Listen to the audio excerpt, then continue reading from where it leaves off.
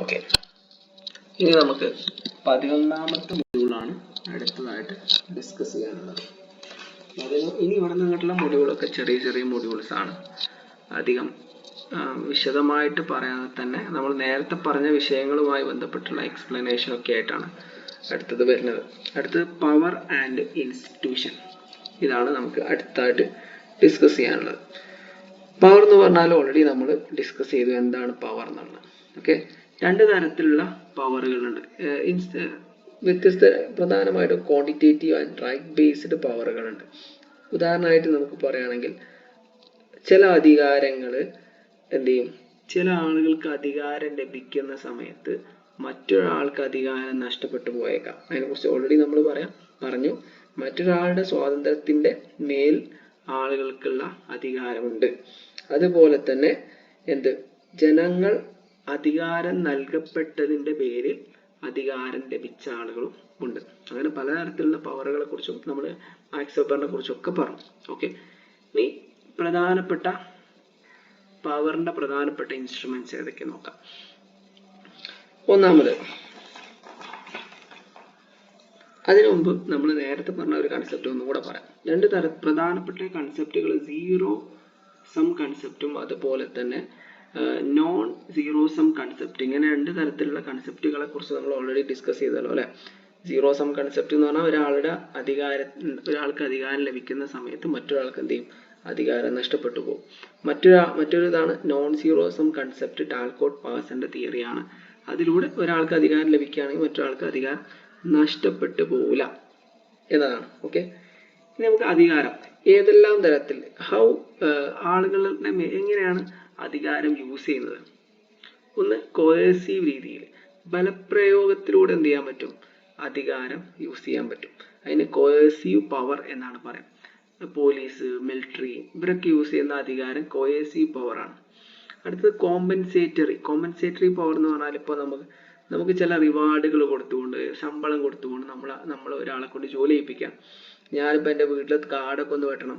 അപ്പം ഞാൻ എന്ത് ചെയ്തു, ഒരാളെ ഹയർ ചെയ്തു, ഒരു കൂലിപ്പണിക്കാരനെ വിളിച്ചു. അയാൾക്ക് ഒരു ഡെയിലി 1000 രൂപ കൊടുത്തു വന്നിട്ട് എന്ത് ചെയ്യുന്നുണ്ട്, അയാൾ ഈ കാടൊക്കെ മൊത്തം വെട്ടിച്ചു. അതൊരു തരത്തിലുള്ള പവറാണ്. പിന്നെ കണ്ടീഷൻഡ് പവർ, നമ്മൾ എഡ്യൂക്കേഷൻ, നമ്മൾ അഡ്വർടൈസ്മെന്റ്, ഇതൊക്കെ നമുക്ക് എന്ത് ചെയ്യും, സിനിമകൾ, ഇതിലൂടെയൊക്കെ നമുക്ക് ചില ആളുകൾക്ക് പവർ നൽകപ്പെടും. ഓക്കെ, ഇപ്പൊ നമ്മൾ വിദ്യാഭ്യാസത്തിലൂടെ ഒരാളെ കുറിച്ച് നമ്മൾ എഡ്യൂക്കേറ്റ് ചെയ്യണം. അപ്പൊ എഡ്യൂക്കേഷനിലൂടെ നമുക്ക് എന്ത് ചെയ്യുന്നുണ്ട്, ചില ആളുകൾക്ക് അധികാരമുള്ളതും ചില ആളുകൾക്ക് അധികാരം ഇല്ലാത്തതും ഒക്കെ മനസ്സിലാക്കും. പരസ്യങ്ങളിലൂടെ എന്ത് ചെയ്യും, നമ്മൾ ചില ആളുകൾക്ക് എന്ത് ചെയ്യുന്നു, ഇപ്പോൾ സിനിമകളിലൂടെ ചില വ്യക്തികൾ, നമ്മൾ വലിയ നടന്മാരെ നമ്മൾ ബഹുമാനിക്കുന്നു. അത് ഒരു തരത്തിലുള്ള കണ്ടീഷൻ ബേസ്ഡ് പവറാണ്. അവർക്ക് നമ്മളിൽ ഒരു ഇൻഫ്ലുവൻസ് ഉണ്ടാക്കിയെടുക്കുന്നുണ്ട്. അവർ ധരിക്കുന്ന വസ്ത്രങ്ങളൊക്കെ നമ്മൾ ധരിക്കുന്നു. അത് ശരിക്ക് അത് എന്താണ്, കണ്ടീഷൻ ബേസ്ഡ് ആണ്. ഒരു പെർസുവേഷനിലൂടെയാണ്, അനുനയിപ്പിച്ചുകൊണ്ട്, കൺവിൻസ് ചെയ്യിച്ചുകൊണ്ട് ഉണ്ടാക്കുന്ന അധികാരങ്ങളാണ്. ഈ പലതരത്തിലുള്ള സോഴ്സ് ഉണ്ട്.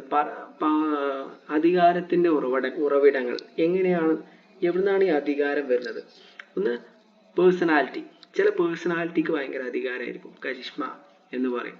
ഇപ്പൊ സിനിമാ നടൻ മമ്മൂട്ടി, മോഹൻലാൽ, അതുപോലെ തന്നെ നമുക്ക് ഗാന്ധിജി, നെഹ്റു, ഇങ്ങനെയുള്ള പേഴ്സണാലിറ്റി ഓട്ടോമാറ്റിക് നമ്മൾ എന്ത് ചെയ്യും, അവരുടെ അധികാര വലയത്തിൽ പെട്ടുപോകും. ഓക്കെ, പ്രോപ്പർട്ടി, സമ്പത്ത്, ഒരാളെ കയ്യിൽ നല്ലോണം പൈസ ഉണ്ട്, അധികാരമുണ്ട്, റിസോഴ്സസ് ഉണ്ട്, വെൽത്ത്, ഭൂമി, പണം, ഇതൊക്കെ ഉണ്ടെങ്കിൽ എന്ത് ചെയ്യും, ഓട്ടോമാറ്റിക് ആൾ എന്ത് ചെയ്യും, അധികാരം ഉണ്ടായ ആളായി മാറും. ഓർഗനൈസേഷനിലൂടെ എന്ത് ചെയ്യും, ഒരു ഓർഗനൈസേഷനും ആ ഓർഗനൈസേഷൻ ഒരു ഡിസിപ്ലിൻഡ് ഗ്രൂപ്പ്, ആ ഗ്രൂപ്പിൽ എന്തുണ്ടാവും, ഒരു പ്രസിഡന്റ് ഉണ്ടാവും, സെക്രട്ടറി ഉണ്ടാവും. ഈ ആളുകൾക്ക് എന്ത് ചെയ്യും, അവരെ കീഴിലുള്ള ആളുകൾക്ക്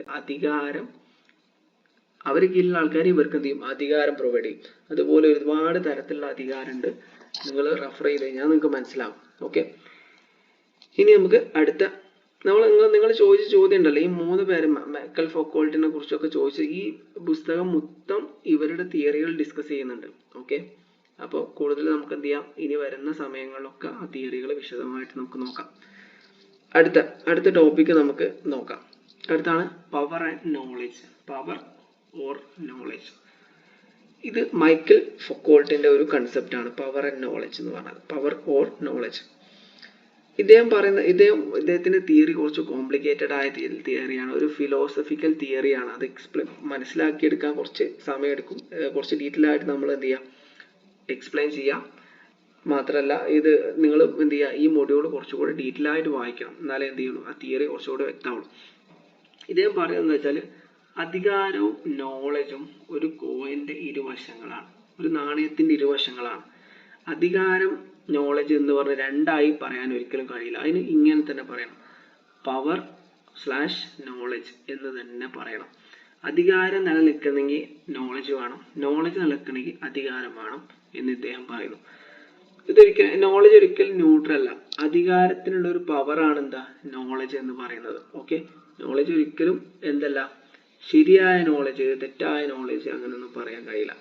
നോളജ് അധികാരം ലഭിക്കുന്നതിന് വേണ്ടിയുള്ള ഒരു പവർ ആണെന്ന് അദ്ദേഹം ചെയ്യുന്നുണ്ട്, വിശദീകരിക്കുന്നുണ്ട്. ഓക്കെ, ഇദ്ദേഹം പറയുന്നത് എന്താ വെച്ചാൽ, അധികാരം എന്ന് പറഞ്ഞ ഒരാളെ കയ്യിൽ ഒതുങ്ങി നിൽക്കുന്ന ഒന്നല്ല. മറ്റേതെന്താ, ഇത് അധികാരം ആളുകൾ തമ്മിലുള്ള റിലേഷൻഷിപ്പിന്റെ ബേസിൽ ഉണ്ടാകുന്നതാണ് എന്ന് ഇദ്ദേഹം പറയുന്നുണ്ട്.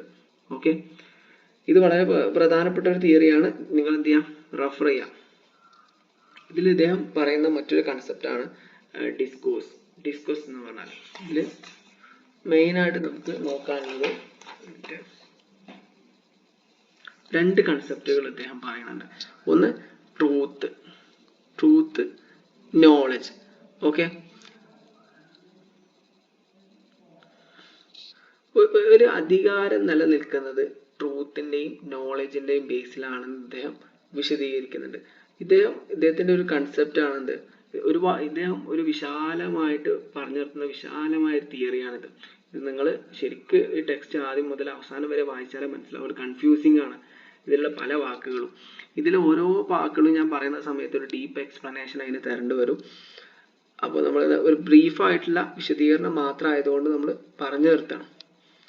ഡിഗ് അപ്പ്, ഇതിലുള്ള ടേംസ് ഒക്കെ ഞങ്ങൾക്ക് തന്ന നോട്ടിലുള്ള ടേംസ് ഒക്കെ നിങ്ങൾ ജസ്റ്റ് ഡീറ്റെയിൽ ആയിട്ട് റെഫർ ചെയ്യണം. ഡിഗ് അപ്പ്, അതുപോലെ തന്നെ ഈ ടേംസ് നമ്മൾ നേരത്തെ പറഞ്ഞിട്ടുണ്ടായിരുന്നു, ഡിസ്കസ്, നോളജ്, ട്രൂത്ത്, ഇതൊക്കെ നിങ്ങൾ ഈ ടോപ്പിക്കിൽ ഡിസ്കസ് ചെയ്യേണ്ടി പോകേണ്ടതാണ്.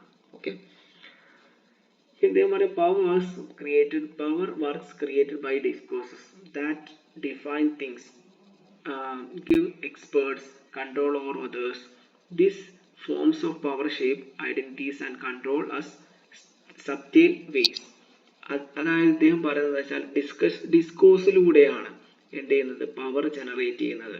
ഈ പവർ ജനറേറ്റ് ചെയ്ത പവർ, ഇത് ഡിസ്കസ് എന്ന് പറഞ്ഞാൽ നോളജ് ബേസ്ഡ് ഡിസ്കഷനിലൂടെ അധികാരം എന്ത് ചെയ്യും, ജനറേറ്റ് ചെയ്യുന്നു. ഈ അധികാരം ജനറേറ്റ് ചെയ്ത് അധികാരം എന്ത് ചെയ്യും, മറ്റുള്ള ആൾക്കാരെ കൺട്രോൾ ചെയ്യുന്നു. ഇത് നോളജ് ബേസ്ഡ് ഡിസ്കോഴ്സ് ഒരു ഐഡന്റിറ്റിയാണ്, അത് മറ്റുള്ള ആൾക്കാരെ കൺട്രോൾ ചെയ്യാനും ഷേപ്പ് ചെയ്യാനും ഉപയോഗിക്കുന്നു എന്നൊക്കെയാണ് ഇദ്ദേഹം ഈ തിയറിയിൽ വിശദീകരിക്കുന്നത്. ഓക്കെ, അടുത്ത ടോപ്പിക്കാണ് 13, evolution, development and function of capitalism. ഇത് കാൾ മാർക്സിന്റെ തിയറിയാണ്. ഇദ്ദേഹം ക്യാപിറ്റലിസം എന്ന് പറഞ്ഞ ടേം വിശദീകരിക്കുന്നുണ്ട്. മോഡ് ഓഫ് പ്രൊഡക്ഷൻ എന്ന കൺസെപ്റ്റ് ഇദ്ദേഹം പറയുന്നുണ്ട്. മോഡ് ഓഫ് പ്രൊഡക്ഷൻ എന്ന് പറഞ്ഞാൽ ഉൽപാദനം നടത്തുന്നതിന് രണ്ട് കാര്യങ്ങൾ ആവശ്യമാണ്, മീൻസ് ഓഫ് പ്രൊഡക്ഷനും റിലേഷൻസ് ഓഫ് പ്രൊഡക്ഷനും. മീൻസ് ഓഫ് പ്രൊഡക്ഷൻ എന്ന് പറഞ്ഞാൽ ഉൽപാദനം നടത്താൻ എന്തെല്ലാമാണോ ആവശ്യമായത് അതൊക്കെ മീൻസ് ഓഫ് പ്രൊഡക്ഷൻ ആണ്. ലാൻഡ്, ലേബർ, ക്യാപിറ്റൽ, ഓർഗനൈസേഷൻ, ഇതൊക്കെ ഇതിൽ വരുന്നതാണ്, മീൻസ് ഓഫ് പ്രൊഡക്ഷൻ ആണ്. റിലേഷൻസ് ഓഫ് പ്രൊഡക്ഷനിൽ മെയിൻ ആയിട്ട് വരുന്നത് റിലേഷൻസ് ആണ്. ഉദാഹരണം പറഞ്ഞാൽ ലേബറും തൊഴിലാളിയും മുതലാളിയും തമ്മിലുള്ള റിലേഷൻ, അതായത് ലേബറും അതുപോലെ തന്നെ ക്യാപിറ്റലിസ്റ്റും തമ്മിലുള്ള റിലേഷൻ, അടിമയും ഉടമയും തമ്മിലുള്ള റിലേഷൻ, അതുപോലെ തന്നെ ജന്മിയും കുടിയാനും തമ്മിലുള്ള റിലേഷൻ. ഓക്കെ, അങ്ങനെ എഴുതിയതേ ഉള്ളൂ. ജന്മിയും കുടിയാനും തമ്മിലുള്ള ഈ റിലേഷൻസ് ഉണ്ടെങ്കിൽ മാത്രമേ എന്ത് ചെയ്യുള്ളൂ, മുതലാളിയും തൊഴിലാളിയും തമ്മിലുള്ള ബന്ധം ഉണ്ടെങ്കിൽ മാത്രമേ എന്ത് ചെയ്യുള്ളൂ, ഉൽപാദനം നടക്കുള്ളൂ. അല്ലെങ്കിൽ പിന്നെ അടുത്ത സമൂഹം, നമ്മൾ 6 സമൂഹങ്ങളെ കുറിച്ച് പറഞ്ഞില്ലേ, അതിൽ ജന്മിയും കുടിയാനും തമ്മിലുള്ള റിലേഷൻ ഉണ്ടെങ്കിൽ മാത്രമേ ഉൽപാദനം നടക്കുള്ളൂ. അടിമയും ഉടമയുള്ള റിലേഷൻ ഉണ്ടെങ്കിൽ മാത്രമേ ഉൽപാദനം നടക്കുള്ളൂ. ഈ റിലേഷനെയാണ് റിലേഷൻസ് ഓഫ് പ്രൊഡക്ഷൻ എന്ന് പറയുന്നത്. അങ്ങനെ ഈ രണ്ടും കാര്യങ്ങളുണ്ടെങ്കിൽ മാത്രമേ പ്രൊഡക്ഷൻ നടക്കുള്ളൂ. പ്രൊഡക്ഷൻ നടക്കുന്നതിലൂടെ മാത്രമേ ലാഭം ഉണ്ടാവുള്ളൂ. ക്യാപിറ്റലിസത്തിന്റെ പ്രധാന ലക്ഷ്യം ലാഭമാണ്. മുതലാളിത്ത സമൂഹത്തിൽ രണ്ട് വിഭാഗം ആളുകൾ ഉണ്ടായിരിക്കും. ബൂർഷ്വാസീസ് അതായത് മുതലാളിമാര്, പ്രോലെറ്റേറിയറ്റ് അതായത് തൊഴിലാളികൾ. സൊസൈറ്റിയിൽ രണ്ട് വിഭാഗം ആൾക്കാരുണ്ടാവും എന്ന് പറഞ്ഞല്ലോ. ഇവരാണ് ഉള്ളവർ, ഹാവ്സ്. ഇവരാണ് പ്രോലെറ്റേറിയറ്റ് ആണ് ഹാവ് നോട്ട്സ്, ഇല്ലാത്തവർ. മുതലാളിമാരുടെ കയ്യിലായിരിക്കും എന്തുണ്ടാവുക, മീൻസ് ഓഫ് പ്രൊഡക്ഷൻ ഉണ്ടാവുക. ലാൻഡ്, ലേബർ, ക്യാപിറ്റൽ, ഓർഗനൈസേഷൻ ഒക്കെ ആരുടെ കയ്യിലുണ്ടാവുക, മുതലാളിമാരുടെ കയ്യിലുണ്ടാവുക. തൊഴിലാളികളുടെ കയ്യിൽ ഒന്നും ഉണ്ടാവില്ല. മുതലാളിമാർ നൽകുന്ന സാമ്പത്തികമായിട്ടുള്ള കാര്യങ്ങൾ മാത്രമേ പണം ഉണ്ടാവുള്ളൂ. മുതലാളിമാർ തൊഴിലാളികളെ ചൂഷണം ചെയ്യുകയും ലാഭമുണ്ടാക്കുകയും ചെയ്യും. മുതലാളിമാർ തൊഴിലാളികളെ ചൂഷണം ചെയ്ത് ലാഭം ഉണ്ടാക്കുമ്പോൾ കിട്ടുന്ന ലാഭവിഹിതത്തിനാണ് സർപ്ലസ് വാല്യൂ എന്ന് കാൾ മാർക്സ് വിളിക്കുന്നത്. ഓക്കെ, അത് 3 തരത്തിലുള്ള സർപ്ലസ് വാല്യൂ ഉണ്ട്. ലാഭം ഉണ്ടാക്കാൻ വേണ്ടിയിട്ട് 3 തരത്തിൽ ലാഭം ഉണ്ടാക്കാമെന്ന് കാൾ മാർക്സ് അദ്ദേഹത്തിന്റെ തിയറിയിൽ പറയുന്നുണ്ട്. നിങ്ങൾ റെഫർ ചെയ്താൽ മതി. ഓക്കെ, ഫസ്റ്റ് പറയുന്നത് കൂലി കുറച്ച് കൊടുക്കുക എന്നുള്ളതാണ്. രണ്ടാമത്തത് പറയുന്നത് എന്തായിരുന്നു, സമയം നീട്ടിക്കൊടുക്കുക എന്നുള്ളതാണ്. കൂടുതൽ സമയം ജോലി ഏൽപ്പിക്കുക എന്നുള്ളതാണ്. മൂന്നാമത്തത് മെഷീനറി ഇംപ്ലിമെന്റ് ചെയ്യുക എന്നുള്ളതാണ്. അങ്ങനെ 3 തരത്തിലുള്ള സാധനങ്ങളുണ്ട്. അത് നിങ്ങൾ എന്ത് ചെയ്യുക, റെഫർ ചെയ്യുക. കുറച്ച് വലിയ ടോപ്പിക്കാണ്. പിന്നെ അതിൽ തന്നെ പിന്നെ കുറെ കാര്യങ്ങൾ പറയുന്നുണ്ട്. പഴയ കാലത്ത് മുതലാളിമാരില്ലാത്ത സമയത്ത്, മുതലാളിത്തം വരുന്നതിന് മുമ്പ് കമ്മോഡിറ്റി മണി കമ്മോഡിറ്റി എന്ന് പറഞ്ഞ തിയറിയാണ് ഉണ്ടായിരുന്നത്. പൈസ കൊണ്ടുവരുന്നു, ഉൽപ്പാദിപ്പിക്കുന്നു, അത് വീണ്ടും സാധനമാക്കി മാറ്റുന്നു. എന്നാലും മുതലാളിത്തത്തിൽ മണി കമ്മോഡിറ്റി, മണി എന്ന കൺസെപ്റ്റിലേക്ക് വന്നു. പൈസ ആയിട്ട് വരുന്നു, ഉൽപ്പാദിപ്പിക്കുന്നു, ഈ ഉൽപ്പാദിപ്പിച്ച സാധനം വിറ്റ് പിന്നെയും പൈസയാക്കുന്നു. അങ്ങനെ 2 തരത്തിലുള്ള രീതിയും കാൾ മാർക്സ് അദ്ദേഹത്തിന്റെ തിയറിയിൽ വ്യത്യസ്തമായിട്ട് വിശദീകരിക്കുന്നുണ്ട്. മാത്രമല്ല തിയറി ഓഫ് ക്യാപിറ്റലിസത്തിൽ ഏകദേശം 14 സ്റ്റേജുകളായിട്ട്, 15 സ്റ്റേജുകളായിട്ട് അദ്ദേഹം എന്ത് ചെയ്യുന്നുണ്ട്, സ്റ്റെപ്പായിട്ട് വിശദീകരിക്കുന്നുണ്ട്. അത് നിങ്ങൾ റെഫർ ചെയ്താൽ മതി. ആ സമയത്ത് എന്ത് ചെയ്യും, നിങ്ങൾക്ക് കൂടുതൽ മനസ്സിലാക്കാൻ സാധിക്കും. പിന്നെ അടുത്ത 4ാമത്തെ യൂണിറ്റിലേക്ക് നമുക്ക് നോക്കാം. Rationality 14. Rationality, work and organisation.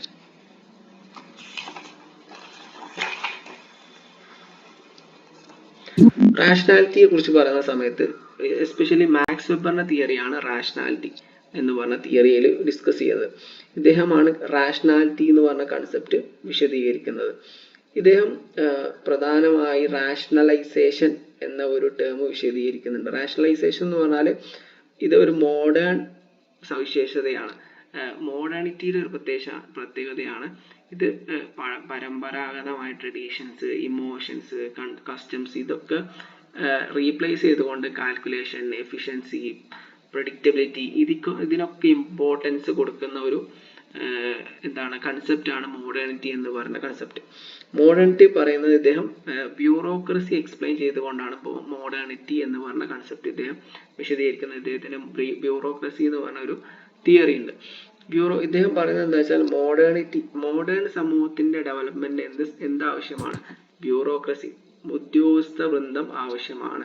ഉദ്യോഗസ്ഥ വൃന്ദത്തിന്റെ പ്രത്യേകത അവർ ഹൈറാർക്കിക്കലി ഓർഗനൈസ്ഡ് ആയ ആൾക്കാർ, തട്ടുതട്ടായി ക്രമീകരിക്കപ്പെട്ട ആൾക്കാരേക്കാണ്. മേലുദ്യോഗസ്ഥർ, കീഴുദ്യോഗസ്ഥർ എന്നൊക്കെ പറഞ്ഞ പോലെ.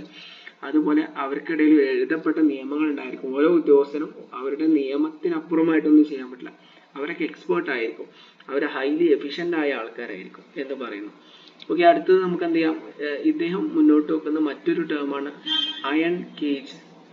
Bureaucracy is a iron cage എന്ന് പറയുന്നത്. ഇതും ഒരു വലിയ തിയറിയാണ്. ഇത് പറയുന്നത് എന്താണെന്ന് വെച്ചാൽ ബ്യൂറോക്രസി ക്രമേണ എന്ത് ചെയ്യും, റാഷണാലിറ്റിക്ക് പ്രാധാന്യം നൽകുകയും ഫീലിങ്സ്, ഇമോഷൻസ് ഇങ്ങനെയുള്ള കാര്യങ്ങൾക്ക് പ്രാധാന്യം നൽകാതിരിക്കുകയും ഒരു കൃത്രിമമായിട്ടുള്ള ഒരു സൊസൈറ്റി ഡെവലപ്പ് ആവുകയും ചെയ്യുന്നുണ്ട് എന്ന് അദ്ദേഹം പറയുന്നുണ്ട്. അതിനാണെന്ത് പറയാം, അയൺ കേജ് ഓഫ് ബ്യൂറോക്രസി എന്ന് പറയുന്നത്. അതിനെക്കുറിച്ച് okay, iron cage of bureaucracy. പിന്നെ ഇനി നമുക്ക് അടുത്ത ടോപ്പിക്കിലേക്ക് പോവാം. ഇതിൽ തന്നെ ഇദ്ദേഹം അലിനേഷൻ എന്ന് പറഞ്ഞൊരു വാക്ക് വിശദീകരിക്കുന്നതാണ്. മാർക്സ് വെബറിന്റെ അലിനേഷൻ നമുക്ക് അടുത്ത ഒരു മൊഡ്യൂളിൽ അലിനേഷൻ പറയാനുണ്ട്. അത് നമുക്ക് ആ സമയത്ത് ഓർഗനൈസേഷനും അലിനേഷനും പറയാം. അടുത്തത് 15ാമത്തത് എന്റർപ്രണർഷിപ്പ് ആൻഡ് ക്യാപിറ്റലിസം. ഇത് പ്രധാനമായിട്ടും Karl Marx, Max Weber, Joseph Schumpeter ഇവരൊക്കെയാണ് ഇതിനെക്കുറിച്ച് വിശദീകരിച്ചിട്ടുള്ളത്. ഏറ്റവും പ്രധാനമായിട്ട് ക്യാപിറ്റലിസത്തെ കുറിച്ച് പറഞ്ഞത് കാൾ മാർക്സ് ആണ്. മാർക്സിന്റെ തിയറി ഓൾറെഡി നമ്മൾ അപ്പുറത്ത് ഡിസ്കസ് ചെയ്തിട്ടുണ്ട്. ഇനി നമുക്ക് അടുത്ത് മാക്സ് വെബറിനെ കുറിച്ച് പറയാം. മാക്സ് വെബറിന്റെ തിയറികൾ നിങ്ങൾ ഓൾറെഡി പഠിച്ചതായിരിക്കും. ഇദ്ദേഹത്തിന്റെ ഒരു spirit of capitalism, Protestant ethics and spirit of capitalism എന്ന് പറയുന്ന തിയറിയിൽ അദ്ദേഹം ക്യാപിറ്റലിസത്തെ കുറിച്ച് വിശദീകരിക്കുന്നുണ്ട്. ഇദ്ദേഹം പറയുന്നത് പറഞ്ഞാൽ ക്യാപിറ്റലിസം എന്ന് പറഞ്ഞാൽ എന്റർപ്രണർഷിപ്പ് ആണ് യഥാർത്ഥത്തിൽ ഒരു സൊസൈറ്റിയുടെ ഡെവലപ്മെന്റിനെ സഹായിക്കുന്ന എന്റർപ്രണറാണ്. അതായത് ഒരു ബിസിനസ്മാൻ ആണ്, ഒരു എന്റർപ്രണർ ആണ് ഒരു സൊസൈറ്റിയുടെ ഡെവലപ്മെന്റിനെ സഹായിക്കുന്നത് എന്ന് ഇവർ പറയുന്നുണ്ട്. അതിൽ മാക്സ് വെബർ പറയുന്നത് എന്താണെന്ന് വെച്ചാൽ എന്റർപ്രണറിയൽ ഡെവലപ്മെന്റ് ഒരു സൊസൈറ്റിയുടെ ഡെവലപ്മെന്റ് ബാധിക്കുന്നു. അവരുടെ ഐഡിയാസ്, കൾച്ചറൽ വാല്യൂസ് ഇതൊക്കെ സോഷ്യൽ ഡെവലപ്മെന്റിനെ സഹായിക്കുന്നുണ്ട് എന്ന് പറയുന്നത്. അതിൽ ഈ spirit of capitalism, Protestant ethics and spirit of capitalism എന്ന കൺസെപ്റ്റിലൂടെ അദ്ദേഹം അത് വിശദീകരിക്കുന്നുണ്ട്. അദ്ദേഹം പറയുന്നത് കാൽവിനിസം എന്ന ഒരു ക്രിസ്ത്യാനിറ്റിയിലെ ഒരു പ്രത്യേക വിഭാഗമാണ് കാൽവിനിസം. പ്രൊട്ടസ്റ്റന്റ് വിഭാഗത്തിൽപ്പെട്ട ഒരു വിഭാഗമാണ്. അവരുടെ വിശ്വാസങ്ങളും ക്യാപിറ്റലിസ്റ്റ് വിശ്വാസങ്ങളും തുല്യമാണ്. അവര് മുതലാളിത്ത ആശയമുള്ള ആളുകളാണെന്ന് പറഞ്ഞിട്ടാണ് ഈ തിയറി വിശദീകരിക്കുന്നത്. ആ തിയറി കുറച്ച് വലിയൊരു തിയറിയാണ്, നിങ്ങൾ മനസ്സിലാക്കിയാൽ മതി. പിന്നെ അടുത്ത ക്രിയേറ്റീവ് ഡിസ്ട്രക്ഷൻ.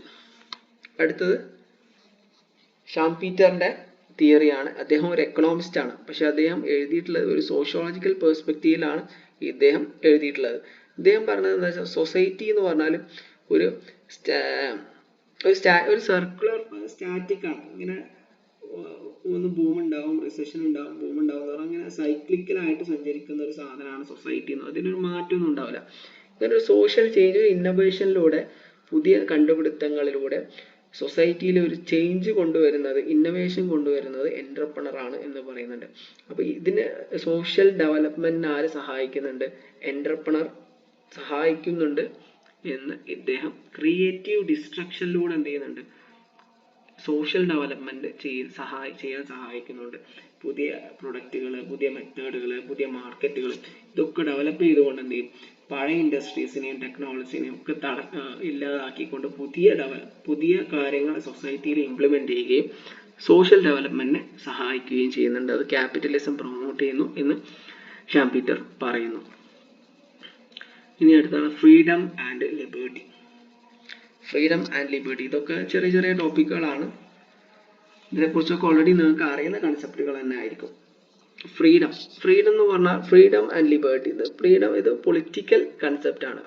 ഫ്രീഡം എന്ന് പറഞ്ഞാലും ലിബർട്ടി എന്ന് പറഞ്ഞാലും എന്താണ്? ഇത് പൊളിറ്റിക്കൽ കൺസെപ്റ്റ് ആണ്. ഓക്കെ, ഇഷ ബെർലിൻ ഇതിനെക്കുറിച്ച് എന്ത് ചെയ്യുന്നത്? ഈ രണ്ട് ലിബർട്ടീസിനെ കുറിച്ച് എന്ത് ചെയ്യുന്നുണ്ട്? പഠിക്കുന്നുണ്ട്. ഇതിൽ കുറച്ച് കൺസെപ്റ്റുകൾ പറയാനുണ്ട്. ഒന്ന് ലിബറലിസം എന്ന് പറഞ്ഞ കൺസെപ്റ്റ് ആണ്. ലിബറലിസം എന്ന് പറഞ്ഞാൽ എന്താണെന്ന് വെച്ചാൽ വ്യക്തികളുടെ സ്വാതന്ത്ര്യത്തിന് പ്രാധാന്യം നൽകുന്ന ഇതിനാണ് ലിബറലിസം എന്ന് പറയാം. ഓരോ വ്യക്തിക്കും ആ വ്യക്തിയുടെ സ്വാതന്ത്ര്യത്തിന് കൂടുതൽ വ്യക്തിയുടെ ഇൻഡിവിജ്വൽ ലിബർട്ടിക്ക് കൂടുതൽ പ്രാധാന്യം നൽകുന്നുണ്ട്. അങ്ങനെയുള്ള ഒരു പൊളിറ്റിക്കൽ സിസ്റ്റം ആണ് ലിബർട്ടി എന്ന് പറയും. അടുത്ത ലിബർട്ടേറിയനിസം എന്ന് പറഞ്ഞാൽ എന്താണെന്ന് വെച്ചാൽ കുറച്ചുകൂടെ എന്താണ്? ഗവൺമെന്റിന്റെ കുറച്ചുകൂടി എക്സ്ട്രീം വേർഷൻ ആണ്. ഗവൺമെന്റിന്റെ അവകാശങ്ങളെ അതായത് ഗവൺമെന്റ് ആളുകളിൽ കൂടുതൽ ഇൻഫ്ലുവൻസ്, ഗവൺമെന്റിന്റെ ഇടപെടൽ കുറവുള്ള ഒരു സാഹചര്യമാണ്. അതിനെക്കുറിച്ച് നിങ്ങൾ കുറച്ച് ഡീറ്റെയിൽ ആയിട്ട് റെഫർ ചെയ്യണം. അതൊന്ന് ശരിക്കും ശ്രദ്ധിക്കണം. ലിബർട്ടേറിയനിസം ആ ടേം നിങ്ങൾ റെഫർ ചെയ്യാതെ ചിലപ്പോൾ എക്സാമിന് ചോദിക്കാൻ സാധ്യതയുള്ള ഒരു ടോപ്പിക്കാണ്. അതിനെക്കുറിച്ച് നിങ്ങൾ എന്ത് ചെയ്യാം? ഒന്ന് ഗൂഗിൾ ചെയ്യുകയും ചെയ്യാം. അതുപോലെ തന്നെ നിങ്ങളെ നോട്ട് 16ാമത്തെ യൂണിറ്റിൽ ഒന്ന് റെഫർ ചെയ്യാം. ലിബർട്ടി ഇതൊക്കെ ഒരേ അർത്ഥം വരുന്ന വാക്കുകളാണ്. പ്രധാനമായും രണ്ട് തരത്തിലുള്ള ലിബർട്ടി ഉണ്ട്. അതിലൊന്നാണെന്ത്? Negative liberty. നെഗറ്റീവ് ലിബർട്ടി എന്ന് പറഞ്ഞാൽ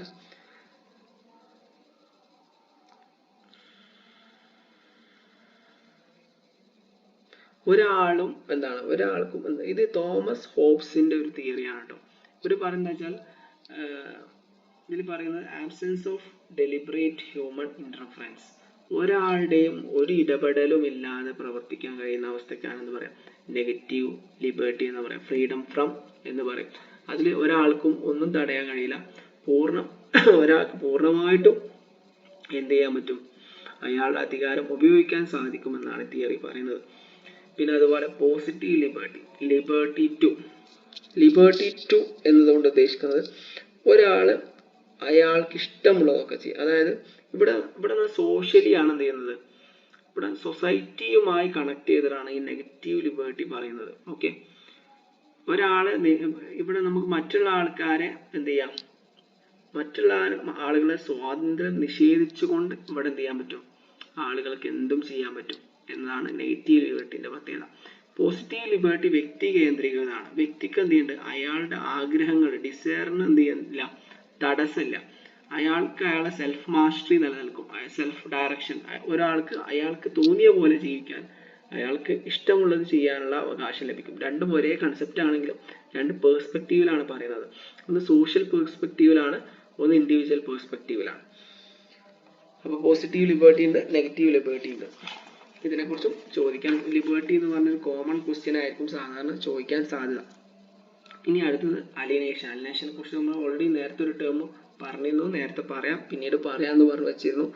അലിനേഷൻ എന്ന് പറഞ്ഞാൽ കാൾ മാർക്സിന്റെ ഒരു കൺസെപ്റ്റാണ്, ക്യാപിറ്റലിസവുമായി ബന്ധപ്പെട്ട ഒരു കൺസെപ്റ്റാണ്. ക്യാപിറ്റലിസം എന്ന് പറഞ്ഞാൽ അദ്ദേഹത്തിന്റെ പ്രധാനപ്പെട്ട പുസ്തകമാണ്. കാൾ മാർക്സിന് ഒരുപാട് പുസ്തകങ്ങളുണ്ട്, അതിൽ പ്രധാനപ്പെട്ട ഒരു പുസ്തകമാണ് ദാസ് ക്യാപിറ്റലിസം. ഇത് ഏകദേശം 3 വോളിയുണ്ട് ഈ പുസ്തകം. ഈ പുസ്തകത്തിൽ പറയുന്ന പ്രധാനപ്പെട്ട തിയറിയിൽ ഒന്നാണെന്ത്, ക്യാപിറ്റലിസം എന്ന് പറയുന്ന തിയറി. ഓക്കെ, അപ്പൊ ക്യാപിറ്റലിസം അലിനേഷൻ എന്ന് പറഞ്ഞാൽ അകൽച്ച, അന്യവൽക്കരണം എന്നാണ് അർത്ഥം. ഇവിടെ അതുകൊണ്ട് ഉദ്ദേശിക്കുന്നത് ഒരു വ്യക്തി ഒരു സിറ്റുവേഷനിലോ ഒരു സാഹചര്യത്തിലോ ഒരു വസ്തുവിലോ അന്യവൽക്കരിക്കപ്പെടുക. അത് പലതരത്തിലുണ്ട്. അന്യവൽക്കരണം 4 തരത്തിലുണ്ട്. ഒന്ന് പ്രൊഡക്റ്റ് അലിനേഷൻ. പ്രൊഡക്റ്റ് അലിനേഷൻ എന്ന് പറഞ്ഞാൽ ഒരാൾ ഒരു സാധനം ഉണ്ടാക്കി അത് അയാളതല്ലാതായി മാറും. BMW കമ്പനി ഞാൻ ഉണ്ടാക്കുന്ന ഓരോ BMW കാറും എന്റേതല്ല, മറ്റൊരാളുടെയാണ്. അതിന് പ്രൊഡക്റ്റ് അലിനേഷൻ എന്ന് പറയും. രണ്ടാമത് ലേബർ പ്രോസസ് അലിനേഷൻ. ഒരാള് ലേബർ പ്രോസസ് അലിനേഷൻ എന്ന് പറഞ്ഞാൽ ഞാൻ ചെയ്യുന്ന ജോലി, എൻ്റെ തൊഴിൽ ശക്തി, ഇതൊക്കെ മറ്റൊരാൾക്ക് വേണ്ടിയിട്ട് നമ്മൾ ചെയ്യാം. ഇപ്പൊ ഞാൻ എന്ത് ചെയ്യാണ്, എൻ്റെ വർക്ക്, ഇപ്പൊ ഞാൻ ജോലി ചെയ്യാണല്ലോ, ഈ ജോലി മറ്റൊരാൾ പൈസ കൊടുത്ത് ചെയ്യിപ്പിക്കുകയാണ്. ഞാൻ ഒരു കർഷകനാണെന്ന് കരുതാം, കർഷകനാണ്, ഒരു ഉദാഹരണമാണ്, കർഷകനാണ്, വേറൊരാൾ പൈസ തന്ന അയാളെ പാടത്തിൽ ജോലി ചെയ്യാൻ പറഞ്ഞു. അപ്പൊ എൻ്റെ ജോലി, എൻ്റെ എഫേർട്ട്, എൻ്റെ പരിശ്രമമൊക്കെ ഞാൻ വിറ്റു. ആ പരിശ്രമം എൻ്റെതല്ല, ഞാൻ അവിടെ കൃഷി ചെയ്യുമ്പോൾ കിട്ടുന്ന ആ കൃഷി എന്ന ആ ലേബർ പ്രോസസ് അത് എൻ്റെതല്ല, ഇതായി മാറുന്നു. മറ്റേത് പ്രൊഡക്റ്റ് ഔട്ട്പുട്ട്, പ്രൊഡക്റ്റ് എൻ്റെതല്ലാതായി മാറുന്നു. ഒന്ന് ലേബർ പ്രോസസ് തന്നെ എൻ്റെതല്ലാതായിരുന്നു. അടുത്ത ഹ്യൂമൻ നേച്ചർ. വ്യക്തി തന്നെ സ്വയം എന്താണ് അന്യവൽക്കരിക്കപ്പെടുന്നു.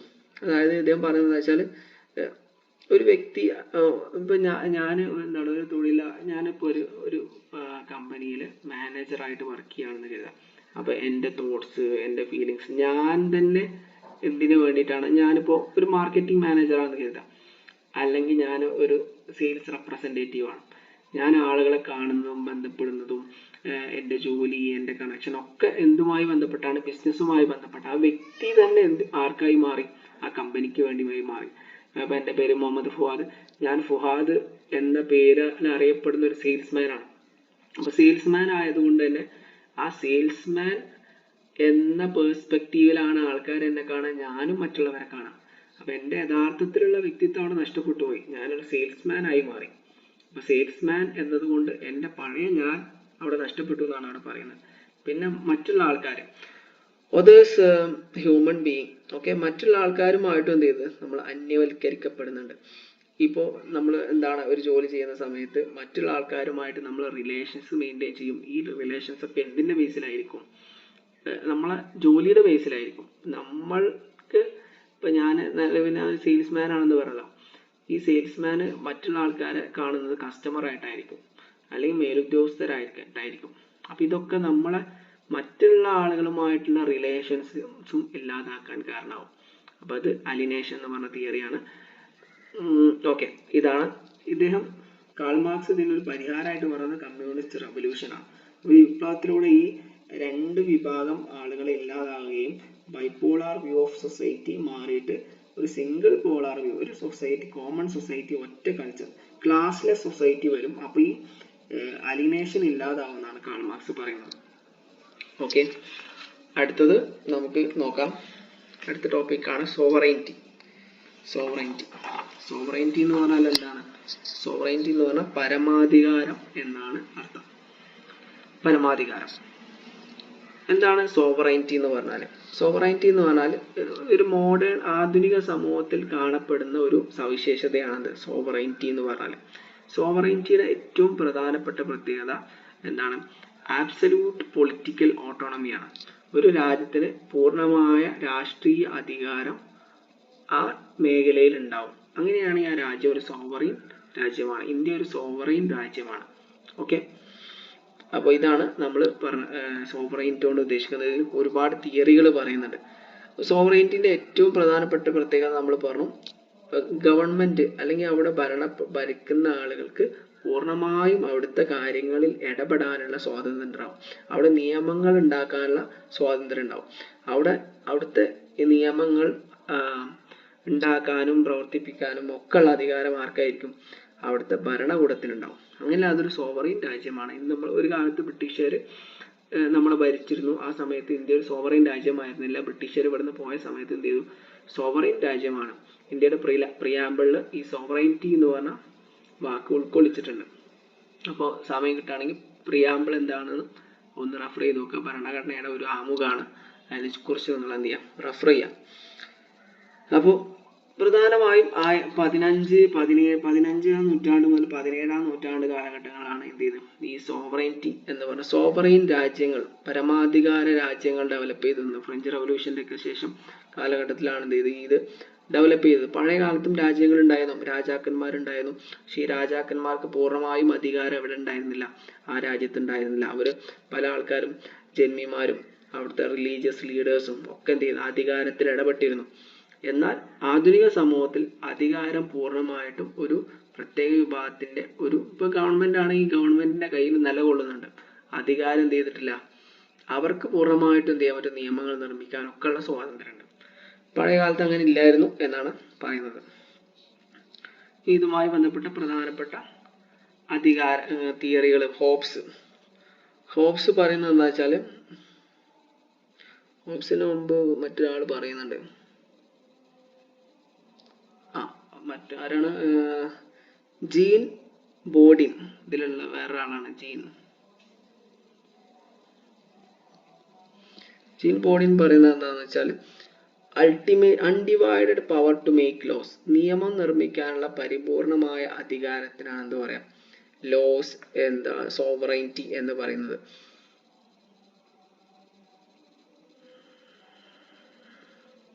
പിന്നെ തോമസ് ഹോബ്സ് ആബ്സല്യൂട്ട് സോവറൈൻ എന്ന കൺസെപ്റ്റ് എന്ത് ചെയ്യുന്നുണ്ട്? വിശദീകരിക്കുന്നുണ്ട്. ആബ്സല്യൂട്ട് സോവറൈൻ എന്ന് പറഞ്ഞാൽ ജനങ്ങൾ പൂർണ്ണമായും എന്ത് ചെയ്യുന്നുണ്ട്? അവരുടെ റൈറ്റ്സ് എന്ത് ചെയ്യുന്നുണ്ട്? ഒരു വിഭാഗം സറണ്ടർ ചെയ്യണം. ഒരു വിഭാഗത്തിന്റെ സോവറൈൻ പവറിന്റെ കീഴിൽ എന്ത് ചെയ്യണം? സറണ്ടർ ചെയ്യണം എന്ന് പറഞ്ഞ ഒരു തിയറിയാണ്. അത് കുറച്ച് വലിയ തിയറിയാണ്. നിങ്ങൾ എന്ത് ചെയ്യാം? നിങ്ങൾ വായിച്ചു നോക്കുക. അതുപോലെ തന്നെ പോപ്പുലർ സോവറൈൻറ്റി എന്ന് പറഞ്ഞിട്ട് ഒരു തിയറി റൂസോ മുന്നോട്ട് വെക്കുന്നുണ്ട്. പോപ്പുലർ സോവറൈൻറ്റി, യഥാർത്ഥത്തിൽ അധികാരം ജനങ്ങളുടെ കയ്യിലാവണം. ജനങ്ങളായിരിക്കണം എന്ത് ചെയ്യുന്നത്? ഒരു രാജ്യത്തിന്റെ പൂർണ്ണമായും സോവറൈൻറ്റി ജനങ്ങളുടെ കയ്യിലാണെന്ന് പറഞ്ഞിട്ടുള്ള തിയറിയാണ്. ഇത് ഫ്രഞ്ച് റവല്യൂഷനൊക്കെ വളരെയധികം സ്വാധീനിച്ച ഒരു തിങ്കറാണ് റൂസോ. അദ്ദേഹത്തിന്റെ പുസ്തകത്തെക്കുറിച്ചും തിയറിയെക്കുറിച്ചും നമ്മൾ ബുക്കിൽ വിശദമായിട്ട് പറയുന്നുണ്ട്. നിങ്ങൾ നോക്കാം. പിന്നെ അടുത്ത 2 തരത്തിലുള്ള ഡയമെൻഷൻസ് ഉണ്ട്. ഓക്കെ, സോവറൈൻറ്റിക്ക് 2 തരത്തിലുള്ള ഡയമെൻഷൻസ് ഉണ്ട്. ഒന്ന് ഇന്റേണൽ ഡയമെൻഷൻസ്. ഇന്റേണൽ ഡയമെൻഷൻ കൊണ്ട് ഉദ്ദേശിക്കുന്നത് എന്താ വെച്ചാൽ, ഒരു രാജ്യത്തിന്റെ ഉള്ളിൽ ആ രാജ്യം പൂർണ്ണമായിട്ടും സോവറൈനാണ്. അപ്പൊ ഇന്ത്യക്കുള്ളിൽ എല്ലാ കാര്യങ്ങളും തീരുമാനിക്കാനുള്ള അവകാശം ഇന്ത്യക്ക് തന്നെ ഉള്ളൂ. അതാണ് ഇന്റേണൽ സോവറൈൻറ്റി. എക്സ്റ്റേണൽ സോവറൈൻറ്റി എന്ന് പറഞ്ഞാൽ ഒരു രാജ്യത്തിന്റെ ഉള്ളിലും പുറത്തും മറ്റൊരാൾക്കും ഒരു ഇന്റർഫറൻസും ഒരു ഇടപെടലും ഈ രാജ്യത്തിന്റെ മേൽ നടത്താൻ പറ്റില്ല. ഓക്കെ, ഉദാഹരണമായിട്ട് ഇപ്പോൾ ഒരു രാജ്യം എ എന്ന രാജ്യം, ആ രാജ്യത്തിലേക്ക് ഒരു ഇടപെടലും പുറത്തു നിന്നും ഇന്ത്യക്കുള്ളിൽ നിന്നും നടത്താനുള്ള അധികാരം ആർക്കും ഇല്ലെങ്കിൽ അതെന്താണ്? എക്സ്റ്റേണൽ സോവറൈൻറ്റി ആണ്. ഓക്കെ, ആ രാജ്യത്തിന്റെ ഉള്ളിൽ മാത്രമുള്ള ആളുകൾക്ക് മാത്രമേ അതിനുള്ള ഫ്രീഡം ഉള്ളെങ്കിൽ അതിന് ഇന്റേണൽ സോവറൈറ്റി എന്നാണ് പറയാം. അങ്ങനെ രണ്ട് തരത്തിലുള്ള സോവറൈറ്റി ഉണ്ട്. അപ്പോൾ അടുത്ത topic state and power. State and power അടുത്ത ടോപ്പിക് നമ്മൾ ഡിസ്കസ് ചെയ്യുമ്പോൾ state and power. State power എന്നൊക്കെ പറഞ്ഞാൽ എന്താണ്? സ്റ്റേറ്റിനെ കുറിച്ചും പവറിനെ കുറിച്ചും നമ്മൾ സോഷ്യോളജിസ്റ്റ് ആയ സാമൂഹ്യ ശാസ്ത്രജ്ഞർ ഒരുപാട് പഠനങ്ങൾ നടത്തിയിട്ടുണ്ട്. ഓക്കെ, ഒരു സ്പെസിഫിക് ഏരിയയിൽ സോഷ്യൽ ഓർഡർ നിലനിർത്താൻ വേണ്ടിയിട്ട് നിലനിർത്തുന്ന ഒരു അസോസിയേഷൻ ആണ് യഥാർത്ഥത്തിൽ സ്റ്റേറ്റ് എന്ന് പറയുന്നത്. സ്റ്റേറ്റിന് പൂർണ്ണമായ അധികാരം, സോവറൈൻ പവർ എന്നുണ്ടാവും ആ സമൂഹത്തിൽ ഉണ്ടായിരിക്കും. ഓക്കെ, നിയമങ്ങൾ നിർമ്മിക്കുക, എന്താണ് സിറ്റിസൺസിന്റെ പൗരന്മാരുടെ അവകാശങ്ങൾ സംരക്ഷിക്കുക, അധികാരങ്ങൾ നിലനിർത്തുക, ജനങ്ങൾക്ക് സംരക്ഷണം നൽകുക, വികസനം നൽകുക, റിസോഴ്സസ് വിതരണം ചെയ്യുക, ഇങ്ങനെ എല്ലാ കാര്യങ്ങളും ചെയ്യുന്നത് ആരായിരിക്കും? സ്റ്റേറ്റ് ആയിരിക്കും. വ്യത്യസ്ത പേഴ്സ്പെക്റ്റീവില് സ്റ്റേറ്റിനെ കുറിച്ച് പറയുന്നുണ്ട്. കാൾ മാർക്സിന്റെ പേഴ്സ്പെക്റ്റീവ് ക്ലാസ് റൂൾ ആണ് അദ്ദേഹം വിശദീകരിക്കുന്നത്. മുതലാളിമാരാണ്, ഹാവ്സ് ഉള്ളവനാണ് എപ്പോഴും സ്റ്റേറ്റ് അധികാരം കയ്യിലുണ്ടാവുക, ഇല്ലാത്തവനെ ഉള്ളവൻ ചൂഷണം ചെയ്യും എന്നാണ് അദ്ദേഹം പറയുന്നത്. മീൻസ് ഓഫ് പ്രൊഡക്ഷനെ കുറിച്ച് നമ്മൾ നേരത്തെ പറഞ്ഞു. മീൻസ് ഓഫ് പ്രൊഡക്ഷൻ ആരുടെ കയ്യിലാണോ ഉള്ളത് ആ വ്യക്തിയാണ് എന്ത് ചെയ്യുക? അധികാരത്തിലുണ്ടാവുക. ഇത് എന്ത് ചെയ്യും? ഈ മീൻസ് ഓഫ് പ്രൊഡക്ഷൻ അധികാരം നിലനിർത്താൻ എന്ത് ചെയ്യും? സഹായിക്കും എന്ന് പറയുന്നുണ്ട്. അതുപോലെ മാക്സ് വെബർ അധികാരത്തിന്റെ 3 ഡയമെൻഷൻസിനെ കുറിച്ച് പറയുന്നുണ്ട്. Class, status, party. ഇത് 3ഉം പവർ നിലനിർത്താൻ വേണ്ടി പവറിന്റെ 3 ഡയമെൻഷൻസ് ആണ്. ക്ലാസ് സമ്പത്ത് വ്യവസ്ഥയുടെ അടിസ്ഥാനത്തിൽ upper class, middle class, lower class എന്നൊക്കെ പറയുന്നത്. സ്റ്റാറ്റസ് എന്ന് പറഞ്ഞാൽ ബഹുമതി, സാമൂഹിക അംഗീകാരവുമായി ബന്ധപ്പെട്ടതാണ്. പാർട്ടി എന്ന് പറഞ്ഞാൽ രാഷ്ട്രീയവുമായി ബന്ധപ്പെട്ടതാണ്. ഈ 3 കാര്യങ്ങളും ഉൾപ്പെട്ടതാണ് സ്റ്റേറ്റ്. ഈ 3 കാര്യങ്ങൾ ഉൾപ്പെട്ടതാണ് പവർ എന്ന് പറയുന്നത്. പിന്നെ ടാൽകോട്ട് പാഴ്സന്റെ തിയറി നമ്മൾ ഓൾറെഡി മുമ്പ് ഡിസ്കസ് ചെയ്തതാണ്. 2 തരത്തിലുള്ള കൺസെപ്റ്റ് പറഞ്ഞല്ലോ. സീറോ സം കൺസെപ്റ്റ് പറഞ്ഞു, ഇദ്ദേഹത്തിന്റെ വേരിയബിൾ സം കൺസെപ്റ്റ് പറഞ്ഞല്ലോ. അധികാരം എന്നത് പറഞ്ഞാൽ സോഷ്യൽ റിസോഴ്സ് ആണ്.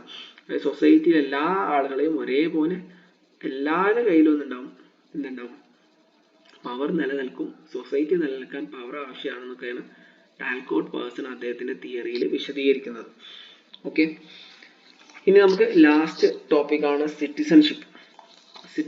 സിറ്റിസൺഷിപ്പ് എന്ന് പറഞ്ഞാൽ എന്താണ്?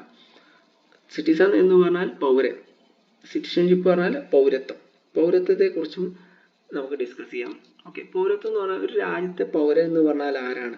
ഒരു രാജ്യത്തെ പൗരൻ എന്ന് പറഞ്ഞാൽ അവിടുത്തെ ഒരു അംഗം എന്നതിലുപരി ആ രാജ്യത്തെ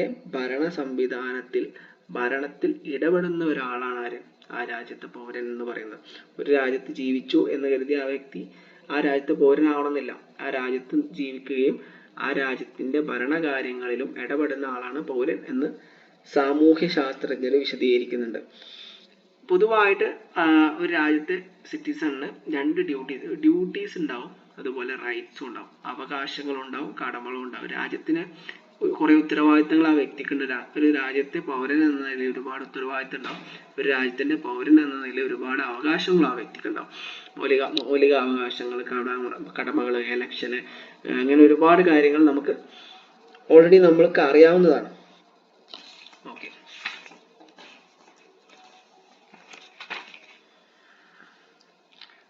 ഇതിൽ ടി എച്ച് മാർഷൽ അവകാശങ്ങളെ കുറിച്ച് പറയുന്നത്. അദ്ദേഹം ബ്രിട്ടനില് സിറ്റിസൺഷിപ്പ് ഡെവലപ്പ് ചെയ്തത് 3 ഘട്ടങ്ങളിലൂടെയാണ് എന്ന് പറയുന്നത്.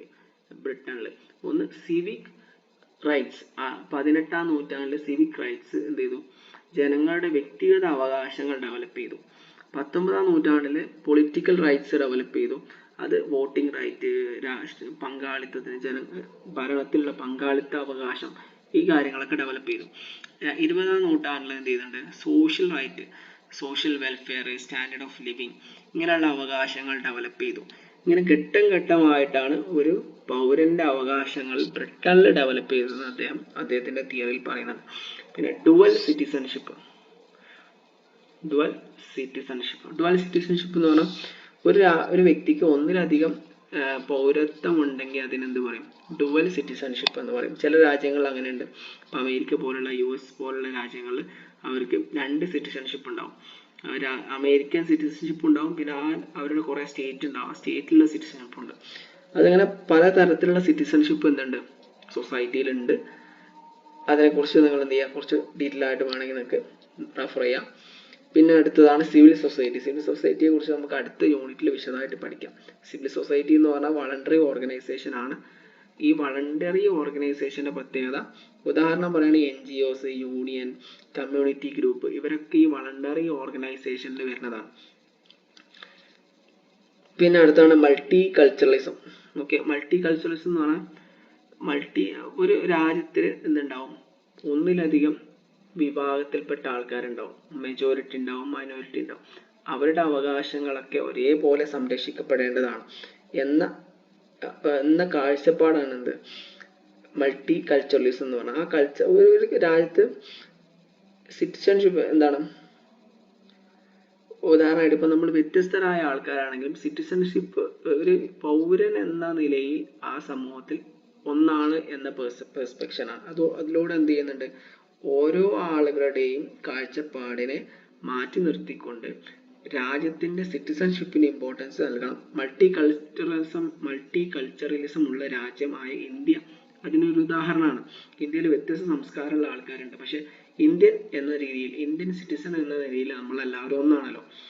ഇതാണ് സിറ്റിസൺഷിപ്പിൽ പറയുന്നത്. അപ്പോൾ ഓക്കെ, ഇന്ന് നമ്മൾ ഇപ്പോൾ വൈൻഡപ്പ് ചെയ്യാണ്.